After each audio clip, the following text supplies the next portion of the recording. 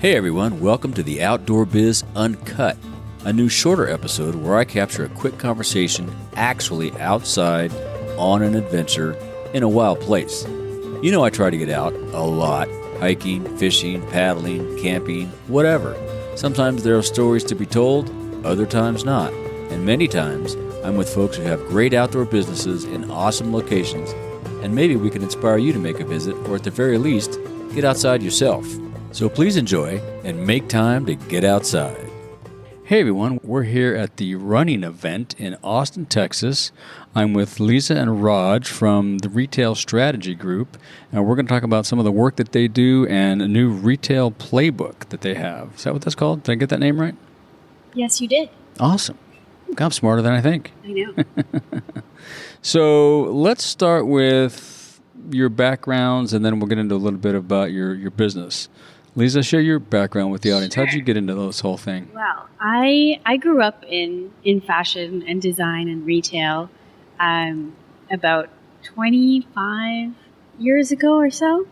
As you can see, I'm very young. So I started when I was 10. Yeah, I was going to say 8. I started when I was 8. Exactly. So I come from the world of merchandising, product development, product design.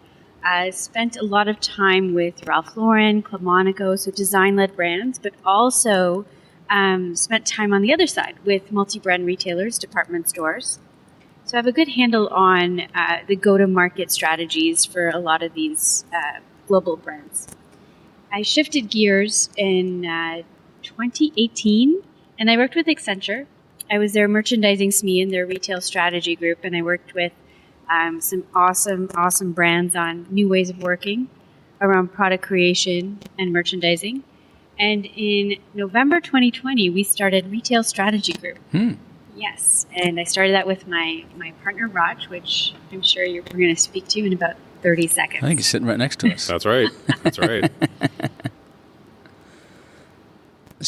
So only 2 years you've been doing this. Yes, it feels like much longer. I mean, the fact is, because we have a very focused initiative in helping brands and retailers increase profitability and organizational effectiveness across the ways that they're going to market and creating product and assorting product. So, we've worked with a ton of brands, and I think that's why it feels like we've been doing this for longer than we have. Yeah, if you're busy, you can have a lot of work. That's great, but it makes the time go by fast. It does, and we love what we do. Yeah, that's awesome. Yeah. Raj, what's your background? Well, I don't come from retail. Did you ever work retail? I did not. Wow. My experience, I came from selling software. I was selling software for 7 years, but I was initially selling to small businesses.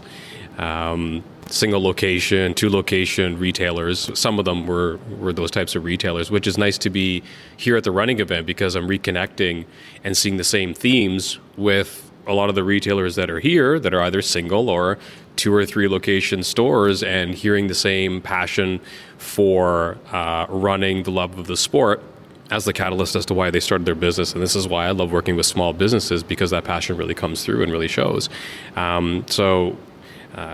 My career of selling software was enabling them to achieve specific business outcomes for themselves, because they have to wear 15 different hats as they operate the business. And if we can, in some way, shape, or form, take away one of those responsibilities or automate something so that they're spending their marketing dollars more effectively or whatever it may be, you have a tremendous personal impact in their lives, and you can see, again, the passion in their eyes when they come to events like this. So it's been really nice and rejuvenating for me to come to something like this. But from that, I had learned a lot about selling, business development. I was really fortunate to work with some really great sales leaders to show me, how do you effectively sell with integrity, solution selling, those types of concepts. And they've rolled in really nicely to the things that we do here at Retail Strategy Group, because I can work behind the scenes to help the brands and retailers that we work with from a sales and a business development perspective. For me, most of the things that I do during the day is I just write. I write a lot. I write. What do you write? All the content for all the website and all the other things that you produce? That's right. So a lot of the editorials that we're writing, the thought leadership, business frameworks, process visuals, a lot of those things. I have an opportunity to really engage that intellectual side and create a lot of that content that helps fuel the work that we do. Very cool. Very cool. And what was the inspiration? I may have had you on. So Liza has been on the show, episode 341, back in August 9th to be exact. And for people that haven't listened to that show, walk us through again the inspiration behind Retail Strategy Group. Was it just to help folks do a better job, or was it, I got to get out of this and do something different? Well, I think for me, coming from the retail space as a retail insider, what I saw is that in my 20-something years of working in industry, there was so much that just hadn't changed. From a merchandising point of view, even my friends to this day are still working in Excel. They're not leveraging things like insights and data to drive a lot of that decision making that should be happening. And we're getting slower to market, not faster to market. So that means we're far away from the selling season when we're looking at creating product, assorting product. And these are the things that, really, really drove us to think about, okay, how can we help brands do better? Working with Accenture, where, a lot of my consulting training was done, what I did learn is that coming from the retail space, I had this competitive edge where I could speak the language of brands and retailers, and they trusted me because I've been in their shoes. And that was really the driving force of starting Retail Strategy Group. And of course, the Merchant Life, which is where a lot of our content comes from and that Raj puts together. We want to help people. This is what we want to do, and we want to help them quickly in the best way without disruption to their business. And the Merchant Life is your newsletter? Correct. Weekly? Monthly. Cool. Monthly. But we do send out other updates and exclusive content because there's a whole bunch of stuff that's going on with us, like coming to the running event and other trade shows, for example, that we send out to the readership that we have. Mm-hmm. Yeah. And you guys have an assortment playbook that you presented yesterday that was pretty interesting. Tell us about that. There were 5 points. The first one being assortment must have a POV, point of view. Let's start there. So not coming from retail, I think, is helpful because you can you don't have any bias. There's no bias or anything like that. So I can look at things. I'd like to be able to say I can look at things a little bit more objectively and have a different take on what might be going on in the industry. It was looking at some of the challenges that the Gap has been facing recently. They're not the only ones to deal or grapple with excess inventory, but if you take a look at some of the moves that they had made, you start to wonder, what does the Gap stand for? So on the one hand, you have partnerships with Walmart, but then on the other side, you have a partnership with Kanye West. Then you have selling through Amazon, and now an internal search for a new CEO which has been quoted in the media, somebody that has deep merchandising insights. So they're looking for that type of leadership. But when you look at the types of products that the Gap is assorting and presenting to customers, you wonder, what does the brand actually stand for? So I looked at it as saying, well, the product assortment of a brand needs to make a statement as opposed to telling a story. Brand stories, to me, personally, in my opinion, are a little bit overrated. They start to coalesce and they start to sound the same, and they're quite generic. You can craft them in a marketing room or with a PR firm, but a statement is a statement, and that's what I'm looking for, especially in this competitive environment. I want to know what the brand stands for. So does your product make a statement? And do you think sometimes in the retail environment on the floor, all those brand stories get a little confusing and intertwined and mixed, and it's just too much information? At some point, I think it is, right? And I think the evidence for that is the fact that brands have a lot of excess inventory. Because if you don't have a singular guiding point that's saying, this is our point of view on the world and this is what we want to show, if you're unclear on that, and I think a consequence of that is excess inventory, because you're adding SKUs and you're adding things that probably don't make a whole lot of sense, but you're trying to cater to, in other words, to be all things to all people. So it starts to become overwhelming, a bit confusing. Mm-hmm. So what type of choice can the consumer make? And would it make sense for a brand? I'm trying to think of how I'm going to ask this question. If the stories become overwhelming, how can a brand fix that at the retail environment? Because they're always probably, unless they have their own store, they're always going to be sharing space with other brands. Yeah. I think the critical thing is to really go back and understand. It's like, what is it that you stand for? What is the opinion that you're expressing? So that statement piece. Yeah, it's always the statement piece.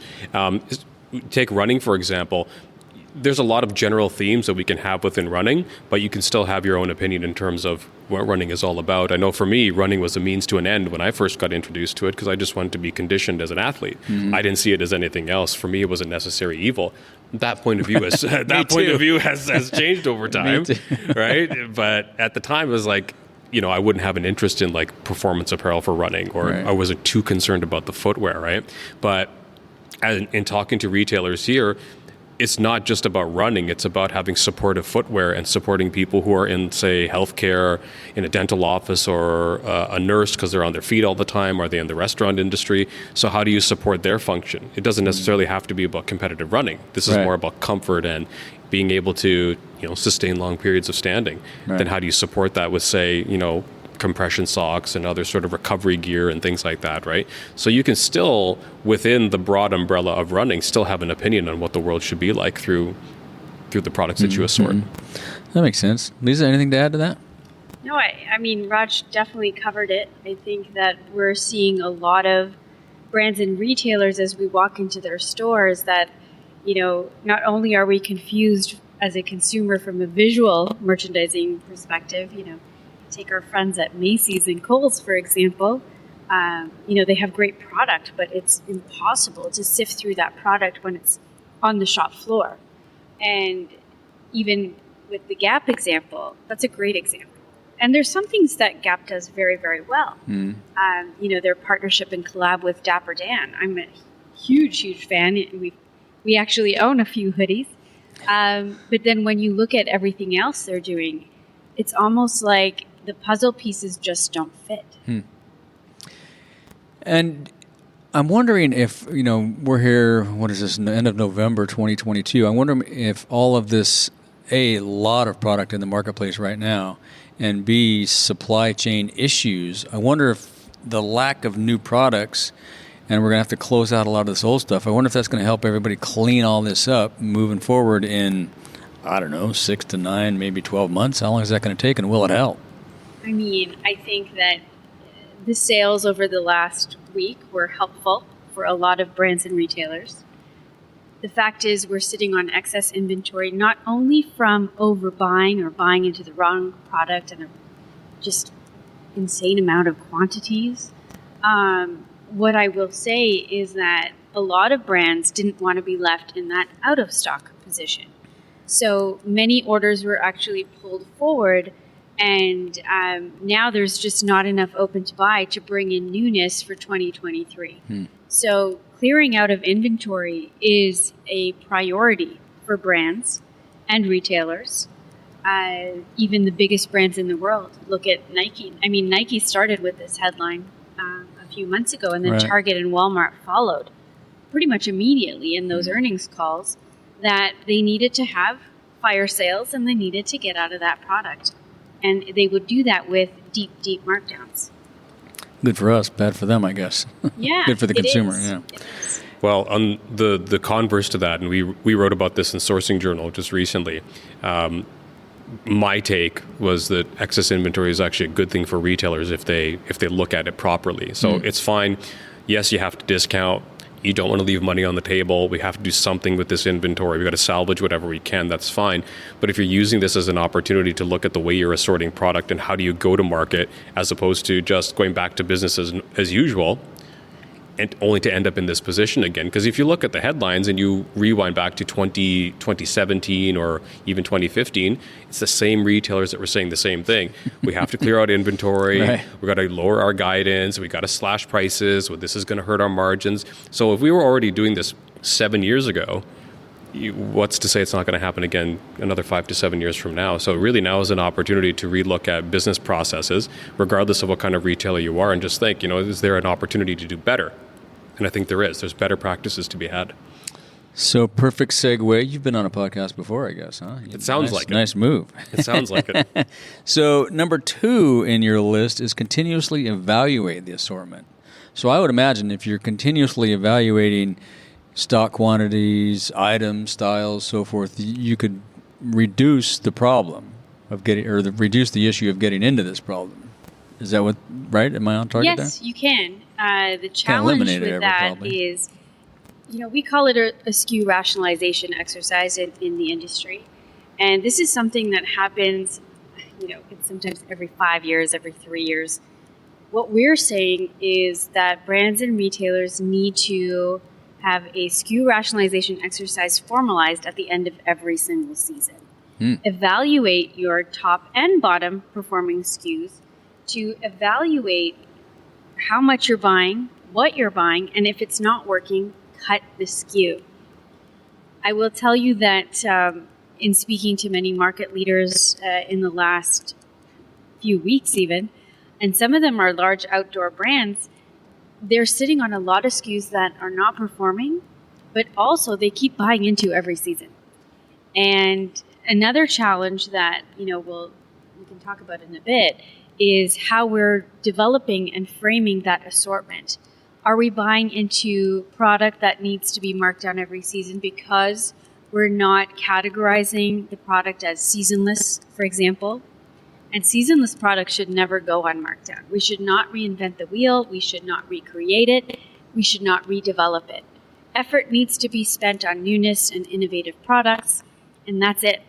Simplify the way that we're working and start cutting those bottom sellers.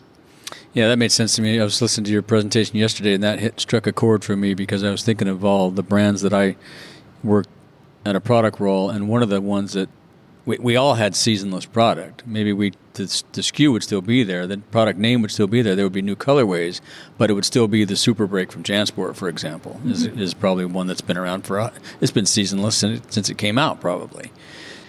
In addition to evaluating the inventory, though, at the end of the season, do they also need to do that multiple times, like every month or quarter, or how's that work? Yeah, I mean, many retailers, I'll tell you all the ones that I've worked with and that, I'm in contact with, we have our weekly Monday morning sales meetings. I'm sure you experienced that when you were with a brand. So that's something that happens every single week. So we are evaluating sales and we're evaluating returns. What we're not doing is taking action immediately. So as we're reviewing sales, learning about why product is not selling and that there's no way to salvage that product, whether it is a fix in terms of the actual product that's been created or closing the customer feedback loop, if we can't action that in season, that style or product or colorway should be on the list of, I guess, the cutting block, let's call it. Chopping I know block. it sounds harsh. And I think a lot of us that are, at merchants or planners or even product creators, we're emotionally invested in every single product we put out on the shop floor or online. That emotional connection is, I would say, almost our biggest barrier and challenge in shifting and moving product and actually making the cut. Yeah, I would agree. Yeah, you have to, a dog is a dog. Get rid of it. It ain't going to get any prettier the longer you keep it. You know, I mean, it is not. You got to get rid of it. And it's going to take up space. It's going to tie up your open to buy, right? And the fact is, we need to keep the customers happy. So if we are putting product on the shop floor that they don't want, they're not going to come into the store anymore. Right. And that's the last thing we want. Right. We want to increase footfall, not eliminate it. Yeah. Right. Well, it's almost like taking a coach's mentality instead. It's like you wouldn't keep the underperformer on your team, right? You know, if you're playing football, there's only X number of spots you can have on the team, right? So you got to make sure you surround your quarterback with the right weapons to make sure that he can get his job done, right? So if they're underperforming, naturally you're going to have to make a cut, right? It is what it is. So maybe that's the type of mentality you have to take instead. Well, it seems like product folks, and we're also have an emotional attachment to the product. We can't separate that from the value of the product, right? We love the Super Break. It's been in the line for so long, or whatever it might be, but the thing's just not performing. You have to cut it. And I think we don't always look at the financial position of that product. We don't realize that, but that's tying up thousands of dollars or hundreds of dollars in a smaller store, whatever it is. But it's the Super Break. Sorry, I'm bagging on the Super Break, guys. I love the Super Break as much as anybody, my fellow JanSport folks, but it's what came to mind. But yeah, I think sometimes you can't accept the fact that it's not worth what it was. Yep. And you just got to get rid of it. Yeah, and I think on top of that, since we talked about the brand POV, the point of view, and brands should have an opinion, that opinion will drive the assortment strategy. Mm-hmm. And every product should serve a purpose. So asking these questions from your assortment could help you identify how and when to cut SKUs.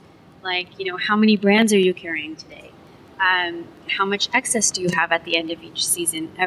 Are you sitting on aged inventory and you're buying into similar silhouettes or price points? I love that you're laughing at this because you agree. Do you find you're exceeding your markdown plans? I think that's something that, planners and CFOs are looking at. But is that being translated down to merchant planning and product creation teams? Not always. Mm-hmm.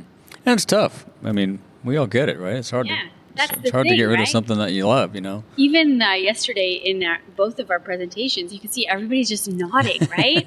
And because we all know what the reality is. And the reality is that we need to stop what we're doing and we need to change course. Mm-hmm. Soon. Yeah, that's right. And we talked about leveraging insights, yes? Not yet. No, I didn't cover that. We're going to. Sorry. Thank you. And so leveraging insights will help keep you relevant. Relevant how? Well, this actually links very nicely to what we were just talking about in terms of evaluating the assortment, because you can do the complete opposite, if you will. Instead of looking at the bottom performers and cutting them, you can also look at your top sellers and saying, why are they top sellers? Mm-hmm. So what sort of insights can I pull from that? So this is a way to open up the insights conversation, is looking at the top 10, top 20, or whatever it is, and saying, are there specific attributes that are leading to why these are crushing it in terms of sales numbers, right? So what is it about these that I can now carry forward to the next assortment, to the next product creation meeting, or to inform the brand new stuff that we're going to be making? So that's a form of insights that you can use to help start informing product creation, instead of looking at just previous sales history and trying to base things off of that alone.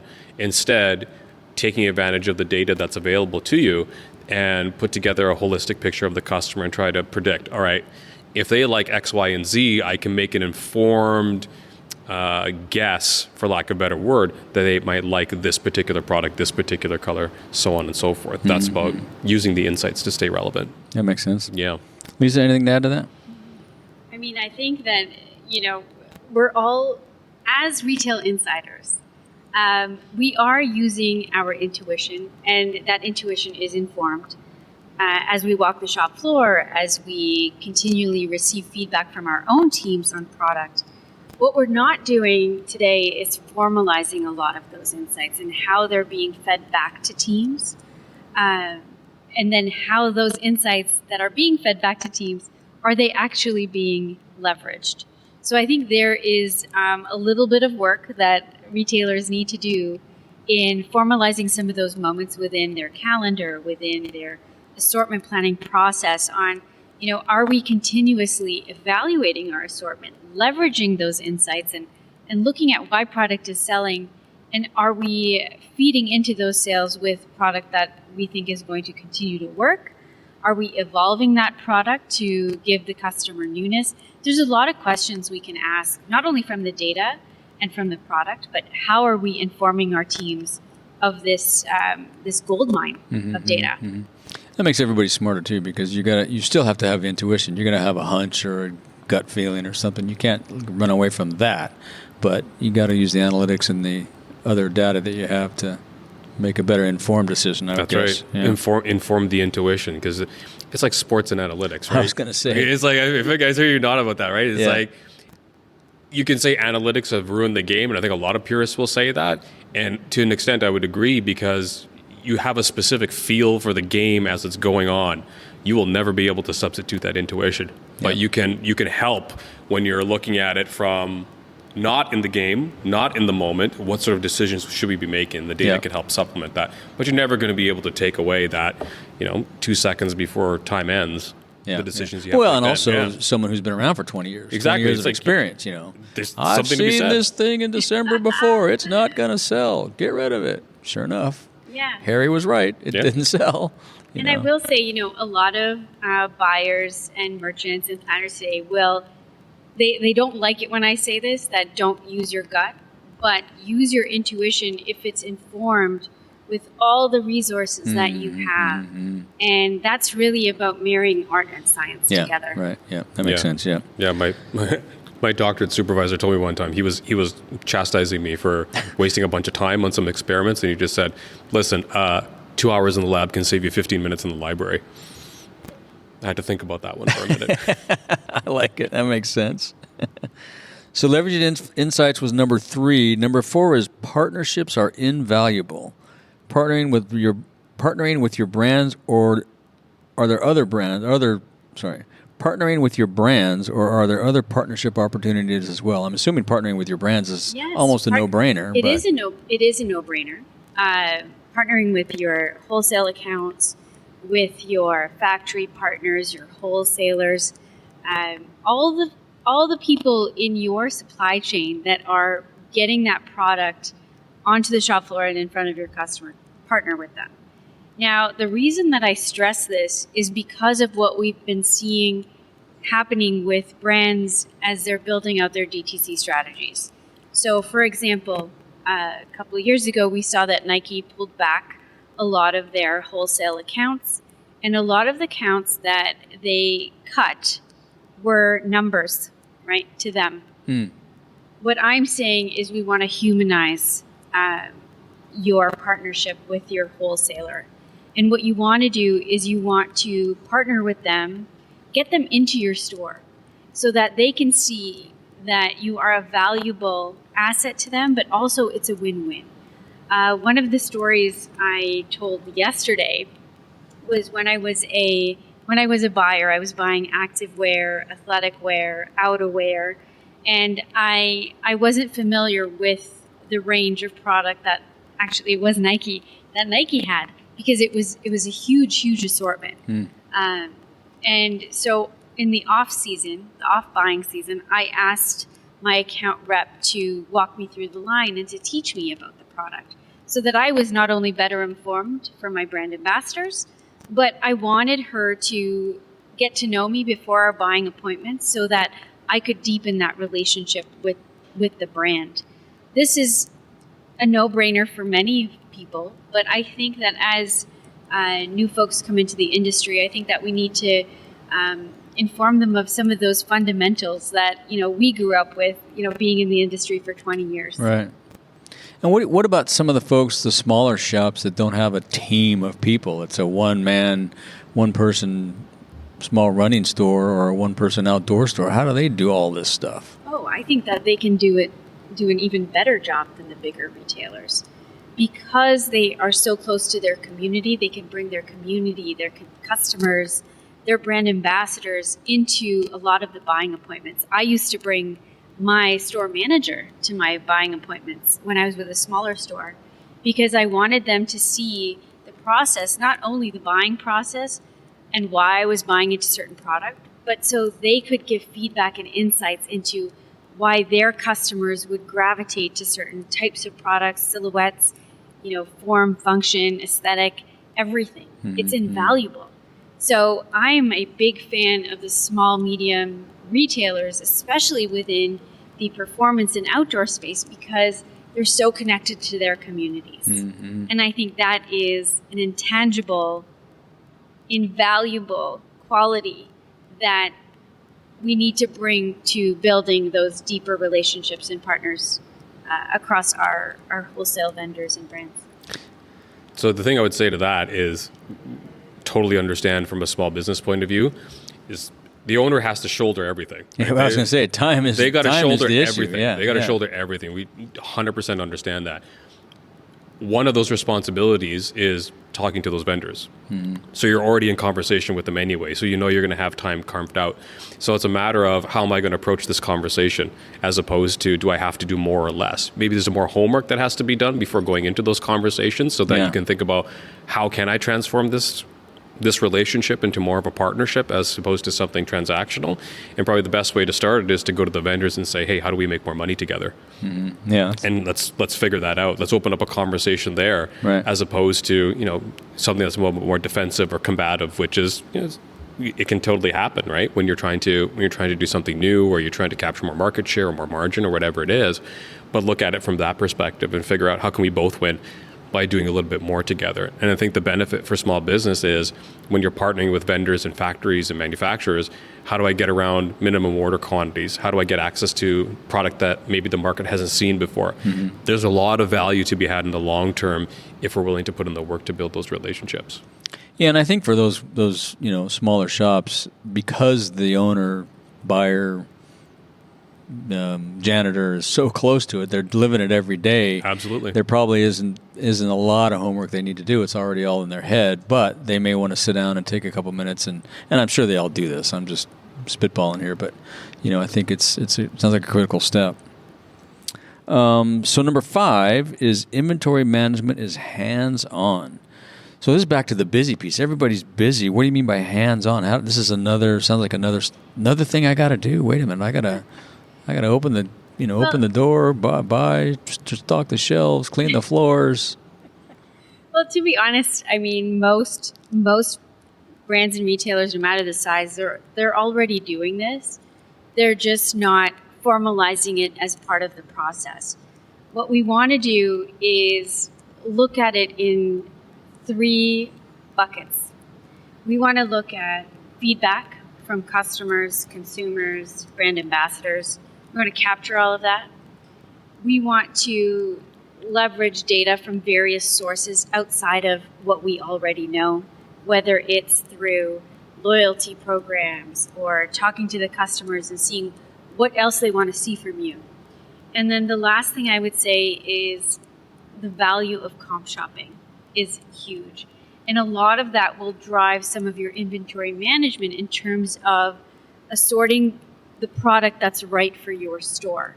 Because it's important to understand what not only your competitors, but the big box stores are doing so that you can see if there's an opportunity that you could fill with either an accessory or a pre and post run product.